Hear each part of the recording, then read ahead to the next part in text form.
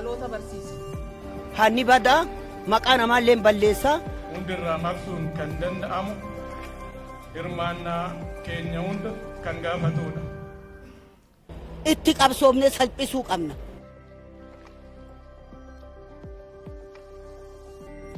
Oromoon sirna gadaa keessatti egeree hannarraa bilisa ta'e horachuu fi duudhaan qabee duudhaan qaree dhaloota guddisaa jedhamu. Afaan yaa'ii caffee Oromiyaa Adde Saadaa Abdurumaan. Guyyaan farra malaamaltummaa addunyaa akka naannoo Oromiyaatti yeroo 19ffaaf yaadannoo dhaloota safuu fi naamusa gaariin ijaaruun badhaadhina hunda galeessaaf jedhuun magaalaa Shaashamanneetti kabajameera. Mootummaan naannoo Oromiyaa malaamaltummaa diina waloo ta'e gamtaa hawaasaan balleessee dhaloota naamusa gaarii gonfateen fayyadamummaa uummataa mirkaneessuuf xiyyeeffannoon hojjechaa jira.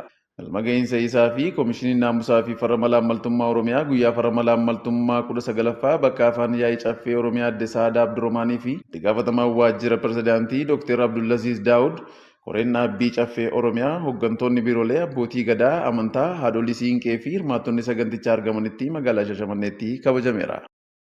Afaan yaa'ii caffee Oromiyaa Adde Saadaa Abdurumaan saganticha irratti haasaa taasisanii mootummaan naannoo Oromiyaa abjuu badhaadhinaa dhugoomsuu fi hojjechaa jiraachuu ibsanii badhaadhina saffisaan galmaan ga'uu fi lammii naamusaa fi ilaalcha gaarii qabu malaamaltummaa irraa bilisa ta'e horachuudha jedhan. Abjuu badhaadhinaa fi guddina biyyaa qabannee milkeessuudhaaf waadaa uummata keenyaaf galle kabajnee biyyaa fi naannoo keenya cimsuudhaaf xiyyeeffannee hojjechaa jirra. Mul'ina badhaadhinaa saffina barbaaduun akka dhugoomuuf hannaa fi hojmaata badaa irratti qabsaa'uun galma gahiinsa guddina biyyaa mirkaneessuudha. Lammii ilaalchaa fi gochaan malaamaltummaa irraa bilisa ta'ee fi hadheeffatee qabsaa'u horachuu gaafata. Safuu hawaasaa irratti fuulleeffachuudhaan hojjechuutu nurraa eegama. Duudhaalee Oromummaan qabu dagaagsinee ittiin wal bulchuu wal hoogganuu gaafata.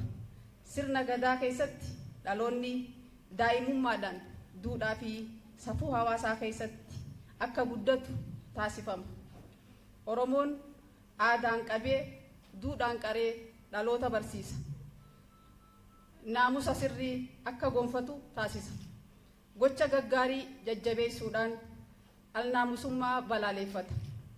Barmaatilee akkanaa hawaasa keessatti dhaloota duudhaa fi safuudhaan badhaadhe kunuunsuun guddisa. Mootummaan naannoo Oromiyaa duudhaalee uummata keenyaa sirnoomanii imaammataa fi tarsiimoo mootummaa keessatti hammatamanii akka ittiin jiraannuuf xiyyeeffannoo addaatiin hojjechaa jira.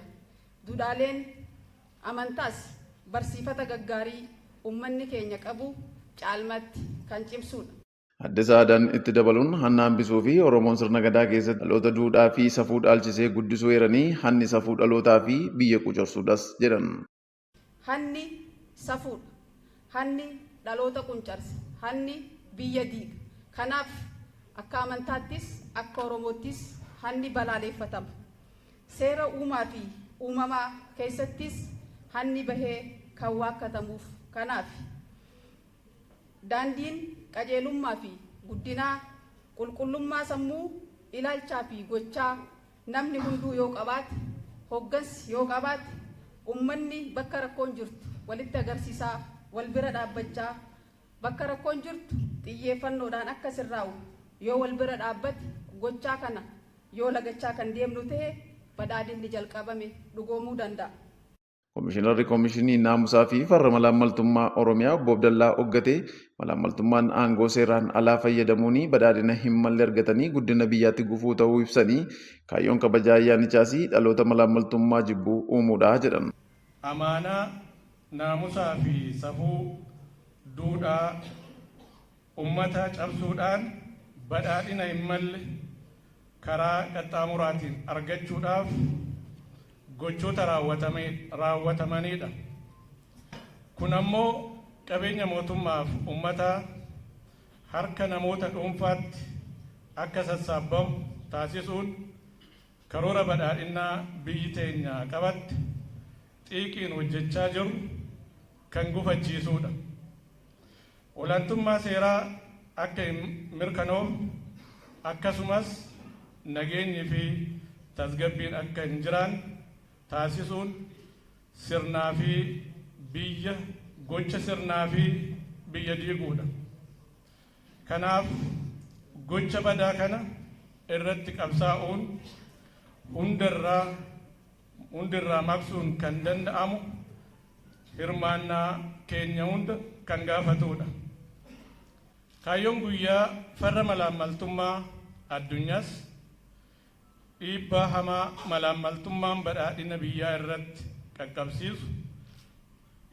qaqqabsiisuu danda'u irratti hubannoo gahaa uumuun hawaasni dhaloota safuu fi naamusa gaariin akka ijaaru taasisuuf qabsoo ittisa farra malaammaltummaa keessatti dammaqinaan akka hirmaatu taasisuudhaaf dhaabbileen barnootaa, dhaabbileen miidiyaa fi jaarmiyaaleen ummataa imaanaa hojii dhaloota safuuf naamusa gaarii bocuudhaan malaammaltummaa hadheeffatee balaaleffatuu fi jibbu ummataa fi biyya isaa jaalatu horachuu akkasumas fakkeenya gaarii ta'uudhaan badhaadhina hunda galeessa saffisiisuu keessatti gahee keessan akka baatan dhaamsa koo isiniif dabarsa.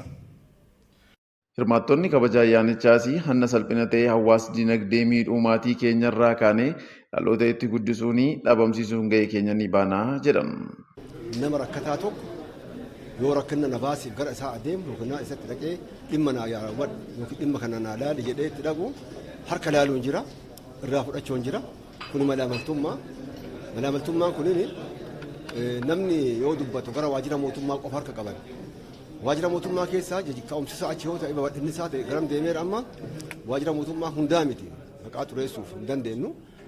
Waajjira mootummaa keessa namoonni muraasa jiranii harka isaanii gara uummataa dheeratu, gara nama rakkatee dheeratu, gara abbaa dhimmaa dheeratu, abbaa dhimmaa harka laaluun waajjira mootummaa maqaa xureessuun namoota dhuunfaati malee waajjira mootummaati miti. Malaamaltummaaf walii kennuun hannatti laakkama, hanna jedhama. Hanni ammoo akka amantaa keenyatti itti jibbama, dhorgamaadha. Hanni salphina hojjettoota biiroo irraa ka'ee hawaasa keessallee hanni hin jira. Hanna kana gabaabsuun maal gochuu hojii irratti hojuu akkamitti hojjannaa dhaloota boruu akka hannan baranne akka naamusa gaariin guddatu barsiifnee ga'ee kenna akkinii hanna balleessuuf ta'arru hanni badaa maqaa namaallee balleessaa maqaa namaa akka waan hin jirretti laakkaama maqaan namaa gaafanna abbaan akka waan du'aniitti laakkaama akka nanne akka hin saamne ilma keenya irra hirmaanne intala teenya hirmaanne soddaa irratti ollaa irratti hawaasa irratti hirmaanne hanna kana biyya keessaa balleessuuf qophii irra jirra. Gaafa hanni bade nageenya jira. Itti qabsoomnee salphisuu qabna. Erbeetti uffisuu qabna. Isa bineensa taa'ee biyya keenya guddina dhoggu kana guddina hojjataaf illee yoo ta'e yoo hanna qabaate hanna isaa balaaleffannee uummata irra saaxila isa baafnee uummata irraa baafannee biyya keenya bilisa godhachuu qabna.